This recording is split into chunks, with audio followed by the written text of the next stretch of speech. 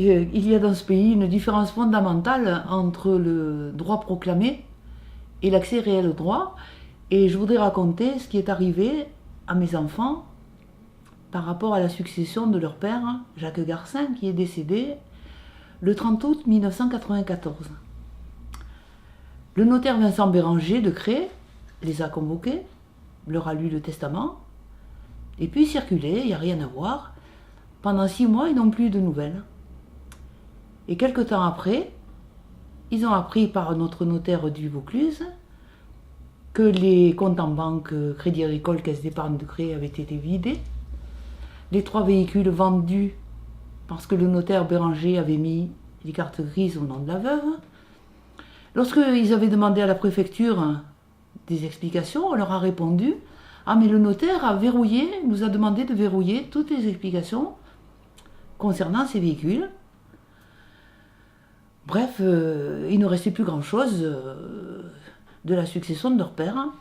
Alors nous apprenons, grâce à notre notaire de Vaucluse, que le notaire Béranger n'a pas déposé de déclaration de succession, alors qu'il y avait 5 biens immobiliers, qu'il a déposé 1 an après le décès une attestation de propriété en donnant les 5 biens immobiliers à la veuve. Et vraiment, nous ne savons plus vraiment vers qui se tourner. Alors nous choisissons un avocat, Jean-Louis Barthélemy, un avocat de Valence. Nous demandons une expertise qui a lieu. Cette expertise est bloquée par les avocats, par l'avocate de la veuve Cécile Julien-Paltier, en disant qu'on ne voulait plus la payer. Bref, c'est le désordre complet. Nous exigeons de la part de l'expert un rapport d'expertise pour le payer, ce qu'il fait. Et à ce moment-là, il nous conseille de prendre un avocat à Grenoble parce que ce n'est pas possible de continuer dans ce sens, étant donné qu'ils sont tous ligués contre les enfants. Cet avocat, c'est Pascal Hédoux. Alors le TGI de Valence a lieu en avril 2000. Il donne la jouissance des biens à la veuve. En 2002, la Cour d'appel de Grenoble, à laquelle nous assistons, a quand même une parole beaucoup plus rassurante pour nous, c'est-à-dire qu'il ne peut y avoir de jouissance puisqu'il n'y a pas de donation au dernier vivant. Bon, nous assistons aux palabres, aux effets de manche, et nous avons du mal à reconnaître notre histoire quand même, par rapport à tout ce qui est raconté et qui n'a aucun sens pour nous. Et lorsque nous recevons la décision de la Cour d'appel, nous sommes surpris, parce que la veuve a bien la jouissance de tous les biens. Notre avocat nous conseille d'aller en cassation, ce que nous faisons, ce qui nous coûte encore 24 000 francs. Il faut dire qu'en 10 ans, nous avons dépensé 15 millions de centimes. Et là, surprise, en février 2004, la Cour de cassation nous déboute en disant « La Cour d'appel, en ne recherchant pas quelle avait été l'option exercée par Mme Gombert-Garcin avant de retenir son droit de jouissance sur l'ensemble des biens successoraux, a privé sa décision de toute base légale au regard des articles 815, enfin, il y a toute une série d'articles là. Voilà. Voilà, à ce moment-là, décision arbitraire et sans fondement qui ne sera jamais respectée parce que nous pensions qu'à ce moment-là, les enfants avaient droit à la nue propriété, ce que nous aurions accepté. Bon, nous nous rendons compte après coup que cette décision de jouissance favorisait la veuve dans la mesure où elle s'était emparée de tous les biens. Elle s'emparait des récoltes des vignes AOC, des loyers de la maison. Et à ce moment-là, son avocate, c'est l'avocate de Valence, Cécile Julien-Paltier, dépose à la conservation des hypothèques le procès du TGI de 2000 en falsifiant les décisions. Et à ce moment-là, les enfants deviennent, avec la veuve, indivisaires.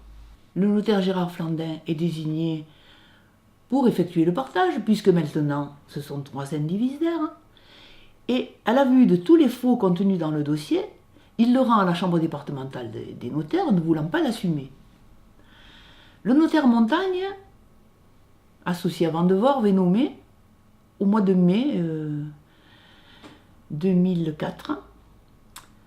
Et, grande surprise, il adresse à Yvan, le fils, et à Xavier le petit-fils, parce qu'il faut dire que Corinne, la fille, est morte le 5 mars 2004, il leur adresse un chèque de 7 700 €, sans acte, sans quoi que ce soit. Un chèque, pour solde de tout compte, ce qu'ils vont renvoyer évidemment. Nous avions un notaire quand même dans la Drôme, puisque nous sommes installés là depuis 1964, Maître Claude Paul Delmas, à Puy-Saint-Martin, nous allons le trouver, pour qu'il applique les lois à partir du 1er janvier 2007, les lois qui concernent la rupture de l'indivision. Ce qu'il fait en notre nom, et la dernière étape c'était le 23 février 2009, il adresse un courrier au greffe du tribunal de Valence pour lui demander de désigner la personne qualifiée qui représenterait l'indivisaire défaillant dans le partage. Alors là, il faut faire bien attention à la date, 23 février 2009. Le 4 mars 2009, les enfants sont jugés sans avoir été assignés. L'avocate de la veuve Cécile Julien Palletier et la présidente du tribunal Chantal Grillat attribuent les 5 biens immobiliers à la veuve et par souci d'équité, condamnent les enfants à lui payer 1 500 €. À ce moment-là, nous consultons 2 avocats mûrs, Maître Leduc. Première séance, il nous dit mais c'est simple, on va mettre les biens sous séquestre, les loyers sous séquestre. Deuxième séance, on amène les documents. Troisième séance, il nous rend le dossier en nous disant je ne peux rien contre le notaire Béranger parce qu'il a toujours été très arrangeant.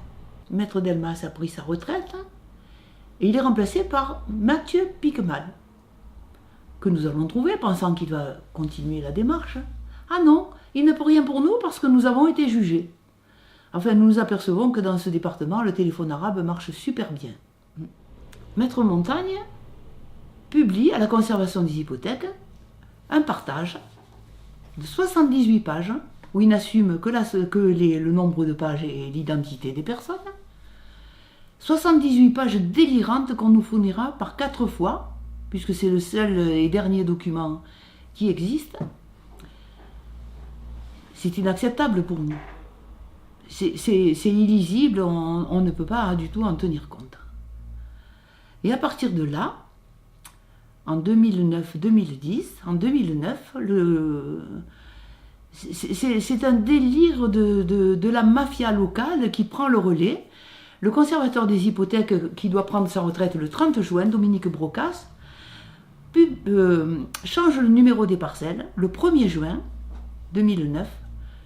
Le 2 juin 2009, elle porte, au lieu de porter le numéro 179, 178, 180, 181, on se retrouve devant 551, 552, 553. Bref, les enfants en perdent la trace. Et ce qui est étonnant, c'est que la veuve commence à vendre. Elle vend des biens pour les avoir acquis. Il n'est même plus question de succession. Alors elle en vend un bien de communauté. L'année d'après, en 2011, elle vend la maison avec une partie de la vigne. Autre chose hallucinante, c'est que le conservateur qui a pris la suite, Bernard Pascal, dit que mon fils et Xavier Gilles, donc mon petit-fils, sont disposants, mais pas donateurs, bon, ce qui paraît très normal puisque les biens, ils ne les ont jamais reçus. Mais que la veuve, elle, est bénéficiaire, mais pas donataire. C'est-à-dire qu'elle bénéficie de tous les biens que personne ne lui a donnés. Alors on essaie de nous faire gober de ces histoires, vraiment, c'est invraisemblable. Nous avons eu affaire à la justice pendant 18 années. Nous avons dépensé de l'argent, de l'énergie pour rien. Ma fille est morte. Et cette justice-là est vraiment méprisable. Parce qu'elle est capable, comme disait Denis Seznec, elle est capable de détruire des familles pendant 3 générations. On n'arrive à rien du tout. Le mode de fonctionnement est incompréhensible, inacceptable. Et le désordre qui est semé dans les familles aussi. Voilà. On est vraiment démunis. C'est incroyable quoi, ce qui se passe. C'est incroyable.